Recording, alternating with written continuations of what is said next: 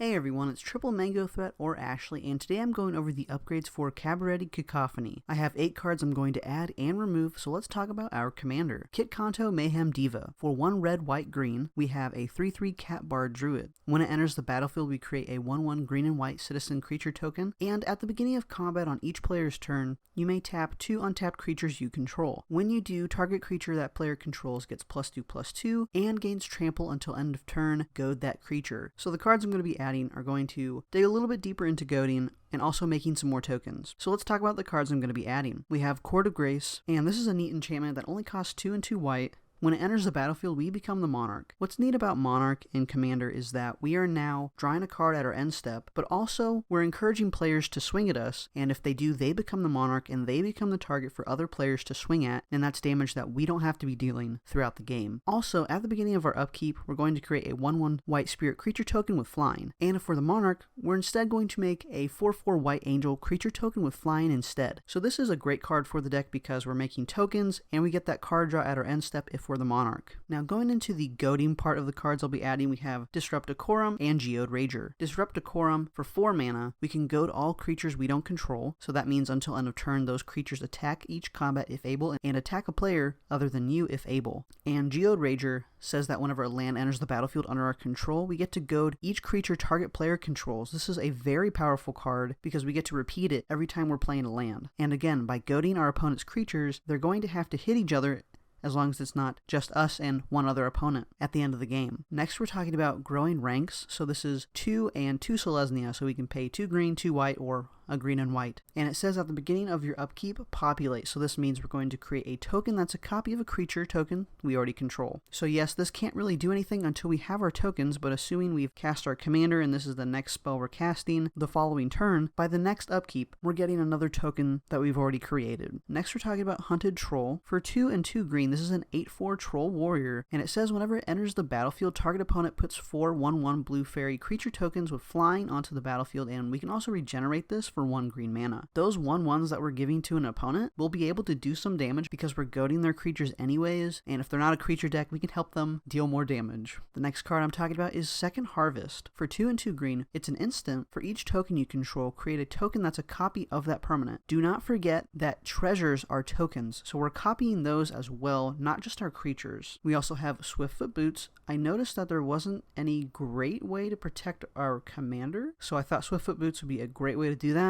It's going to give it hexproof. That means our opponents can't target this with spells or abilities, but we can, and she also has haste. The last card I'm going to add is Talani Summoner. For 1 and a red, we have a 1/1 human shaman that has Ascend, so if we control 10 or more permanents, we get the City's Blessing for the rest of the game. Whenever this attacks, we can pay X in a red. If we do, create X 1/1 red elemental creature tokens that are tapped and attacking. At the beginning of your next end step, exile those tokens unless you have the City's Blessing, which it will be very easy to have the City's Blessing with all the tokens that we're going to be having, so this is a great card to have in the deck. Now for the cards I'm going to be removing, we have Killer Service, Cabaretti Confluence, Boss's Chauffeur, and Bess's Soul Nourisher. Now Killer Service, when it enters the battlefield, we're going to create a number of food tokens equal to the number of opponents we have, so assuming we have 3, we make 3 food tokens, and at our end step we can pay 2 and sacrifice a token to create a 4/4 Rhino Warrior creature token. I thought this was a little slow, and what could be cool is that it doesn't specify we have to sacrifice those food tokens, but I just didn't care for this one. Next we're talking about Cabaretti Confluence. This is 6 mana, and it has 3 modes that we can choose the same mode more than once, but we're creating a token that's a copy of a target creature we control. It gains haste, but we have to sacrifice it at the beginning of the next end step. We can also exile an artifact or enchantment, and the last one says creatures target player controls gets +1/+1 and gain first strike until end of turn. I thought this was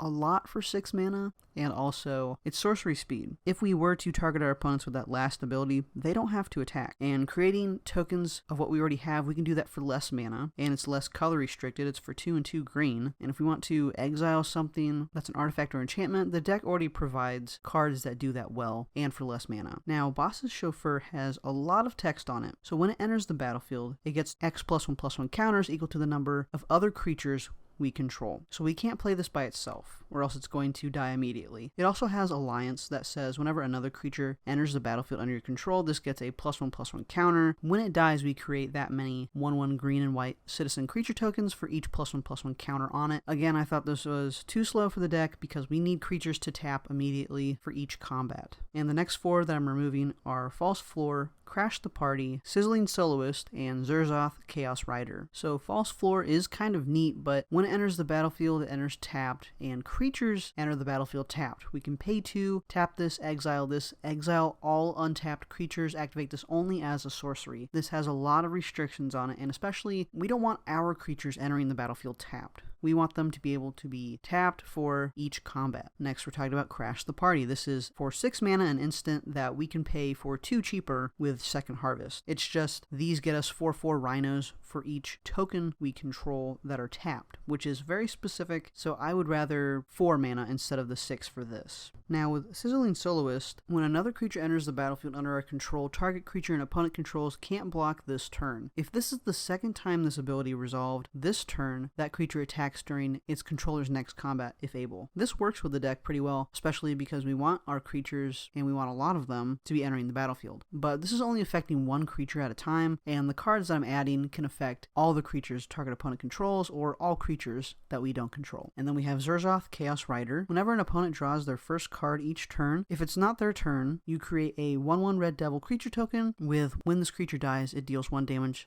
to any target. Whenever one or more devils you control attack one or more players, you and those players each draw a card, then discard a card at random. Zerzoth is a great commander by itself. I don't think it belongs in this deck. You can watch more of my upgrade videos right here, and this is going to be an amazing set to talk about, so I'll see you all in the next one.